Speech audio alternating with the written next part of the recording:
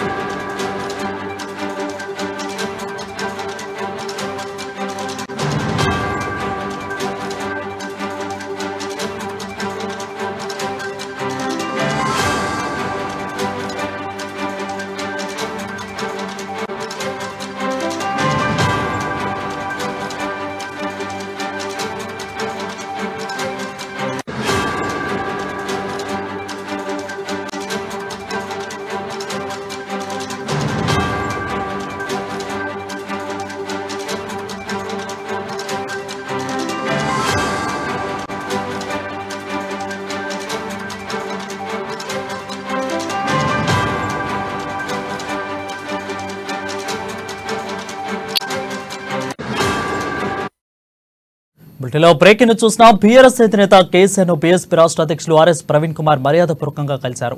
Banjara hills లోని నందినగర్ నివాసంలో కేసీఆర్ తో ప్రవీణ్ కుమార్ భేటీ అయ్యారు. ఇక పార్లమెంట్ ఎన్నికల నేపథ్యంలో వారి భేటీపై ప్రాధాన్యత సంతరించుకుంది. బీఆర్ఎస్ మద్దతుతో నాగర్ కర్నూలు లోక్సభ బరిలో ఆర్ఎస్ ప్రవీణ్ కుమార్ దిగే ఛాన్స్ ఉన్నట్లు తెలుస్తుంది. ఈ సమావేశంలో హరీష్ రావు, వేముల ప్రశాంత్ రెడ్డి, బాల్క సుమన్తో పాటు పలువురు ప్రతినిధులు పాల్గొన్నారు. దీనిపై మరింత సమాచారం మా ఇన్పుట్ ఎడిటర్ శ్రీనివాస్ అందిస్తారు.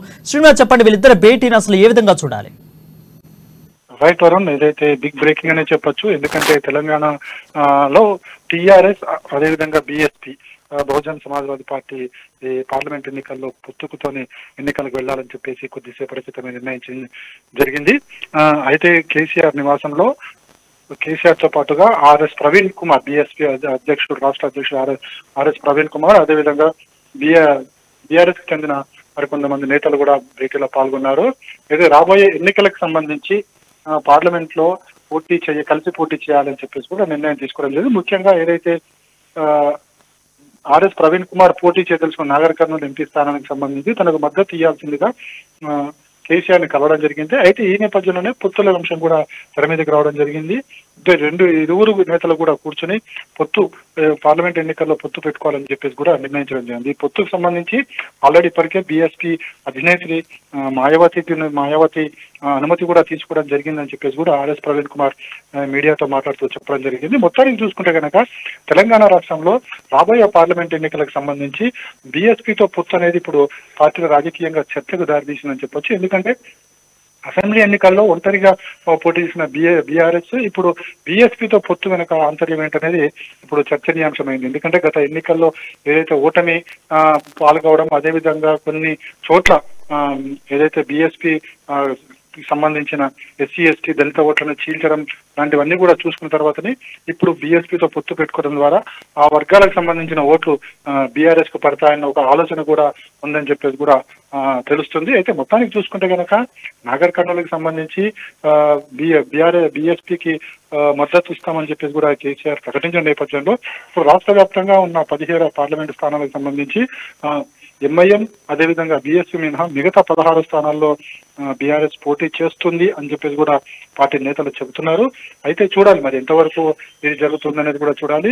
ముఖ్యంగా చూసుకుంటే కనుక ఆర్ఎస్ ప్రవీణ్ కుమార్ మాట్లాడుతూ ఏదైతే రాజ్యాంగాన్ని మార్చే కుట్ర జరుగుతుంది, సో ఆ కుట్ర జరగకుండానే బీఆర్ఎస్ తో తాము పొత్తుకు వెళ్తున్నాము అని చెప్పేసి కూడా ఆర్ఎస్ ప్రవీణ్ కుమార్ ఇచ్చిన స్టేట్మెంట్ ద్వారా తెలుస్తుంది. అయితే ఇవన్నీ కూడా రాజకీయంగా జరుగుతున్న ఒక వ్యూహాత్మక ఎత్తుగడగానే భావించాలి. అయితే ఏం జరగబోతుంది పార్లమెంట్ ఎన్నికలకు సంబంధించి పొత్తులు ఖరారైనప్పటికీ కూడా బీఆర్ఎస్ ఎన్ని చోట్ల పోటీ చేస్తుంది, బీఎస్పీకి ఎన్ని స్థానాలు ఇస్తుంది అనేది కూడా చర్చనీయాంశమైంది.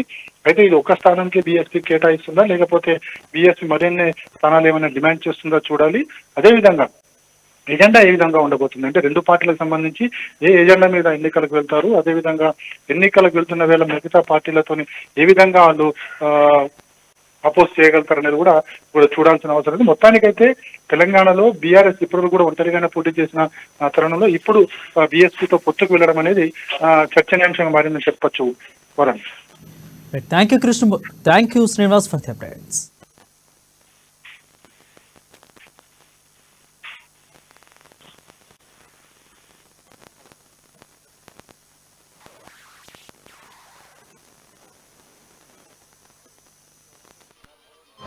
తెలంగాణ మాజీ ముఖ్యమంత్రి శ్రీ పెద్దలు గౌరవనీయులు శ్రీ కేసీఆర్ గారిని కలిసినందుకు చాలా ఆనందంగా ఉంది.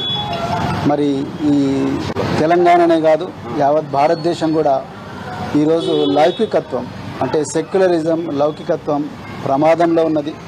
మరి భారతీయ జనతా పార్టీ చాలా పెద్ద ఎత్తున కుట్రలు చేస్తూ ఉన్నది దేశాన్ని చిన్నభిన్నం చేయడం కోసం. మరి పూర్తిగా రాజ్యాంగాన్ని రద్దు చేయాలనే కుట్ర చేస్తూ ఉన్నారు.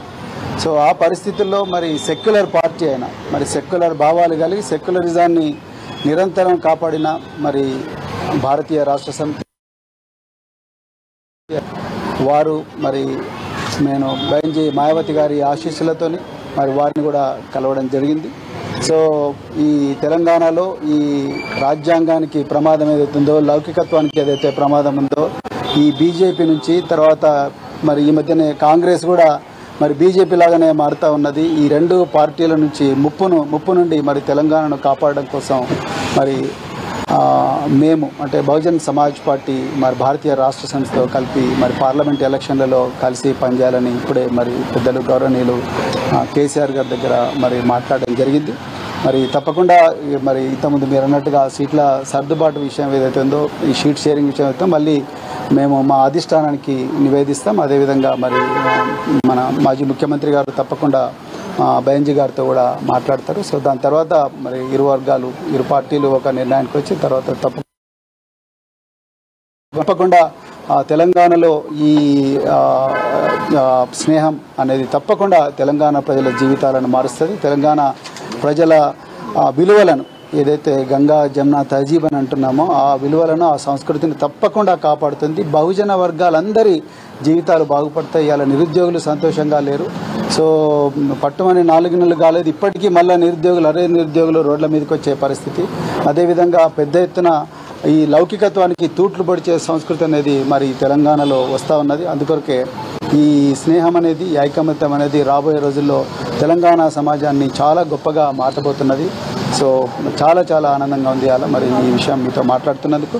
తప్పకుండా తెలంగాణ ప్రజలు దీన్ని ఆస్వాదిస్తారు, ఆశీర్వదిస్తారని చెప్పేసి నేను కోరుకుంటున్నాను. కేసీఆర్ గారు మరి ఈ సమయం మాకు ఇచ్చినందుకు మరొకసారి ధన్యవాదాలు. అన్ని అంశాల్లో కలిసి పనిచేస్తారు రెండు పార్టీలు. ఇప్పుడు పార్లమెంట్ ఎలక్షన్ చెప్తాం.